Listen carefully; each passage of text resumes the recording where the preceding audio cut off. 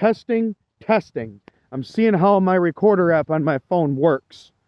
I guess my phone got a little wet at work, so as a result, it's damaged, and I'm going for a walk out in the country. As you can see, and I'm not going to tell you the location because of stalkers, but I'm testing to see if this phone works, picks up my voice at all, because I guess no one can hear me on my phone anymore. It's all muffled because people insist on calling me when I'm at fucking work washing dishes.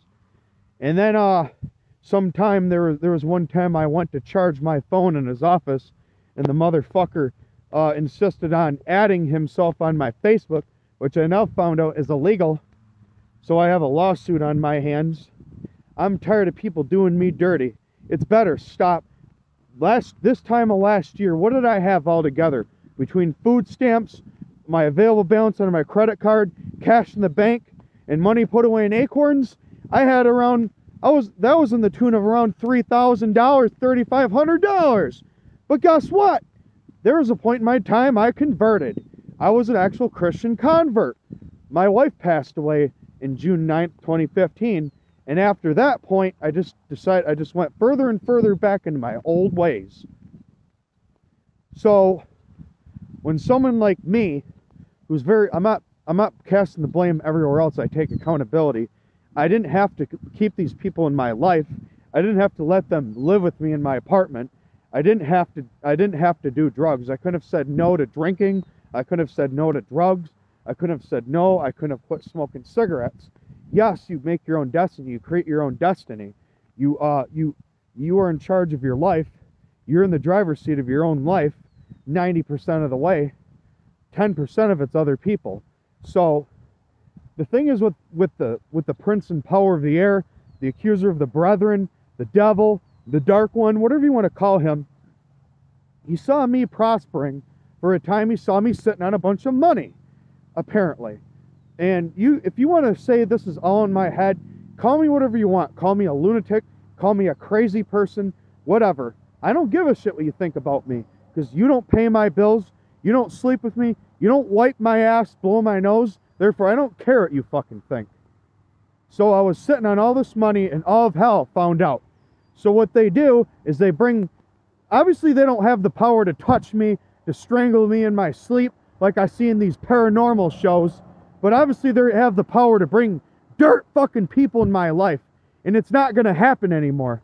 If someone is a clucky ass fucking loser who likes to, where their number one priority in life is getting high at all costs, at the expense of the needs of others, they bring those kind of people in the lives of others. In my finances, while I take full accountability, I could have said no many times, but because I'm a yes person, because I don't have the ability to say no, and because if I say no, these people that pretend to be your best friend in the world, they pretend like they're your best friend, and they just convince you to, oh, send me this because I did this. Send me this as money, we'll get high. I didn't have to do any of that shit. So I take accountability of where I'm at. But obviously I'm a child of God. I must be protected. Like, if God gave me over to the devil, I'd obviously wouldn't be here anymore, or I'd be institutionalized. You can probably tell just by the way I'm talking that I should be institutionalized, but I'm doing just fine. I'm not a threat to myself or others, but the only thing that the devil, my adversary, can do is bring dirt people in my life like clucks and thieves and users and Satanists and drug addicts, degenerates. It's just, y'all don't belong in my life. You are taking me away from God's purpose for my life. I'm going to prosper one day. My wife said I would prosper one day, or we would prosper one day. God is not one to lie. I am going to prosper one day, and you fuckers aren't going to be allowed in my life ever again. You servants of the devil, you losers, you leeches, you're nothing. You guys are nothing. I mean, God, they're human beings just like me. I don't want to call them names, but I already did. It's kind of too late, but you know how I feel about you now. I mean, everyone has a purpose. There's a reason for every person. There's a reason for each person that's walking this earth. We're all part of a mass collective. I mean, even when bad people come in your life, they can serve as a lesson in your life. Sure, but as far as all these hard lessons in my life, I think it's time. There's going to come a time I'm going to learn a lesson, and to stop inviting or continuing to let certain people be in my life. I mean, I had so much going for me. I could have upgraded my life. I could have gotten a trailer out in the country or something. I could have gotten a nicer apartment away from all them bed bugs and mice, because the building I lived in was infested by bed bugs, and probably mostly my apartment.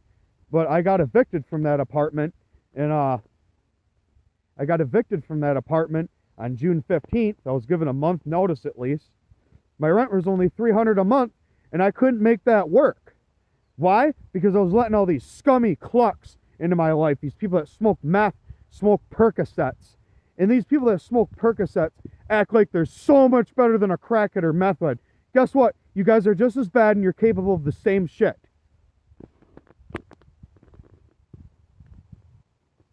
I take full accountability of where I'm at in life, and these people serve as lessons in my life. I mean, obviously, if there was no purpose for demons and the devil existing, God wouldn't have just went poof and made them disappear. But obviously, there's a purpose for every being that's created in this universe. They serve as lessons.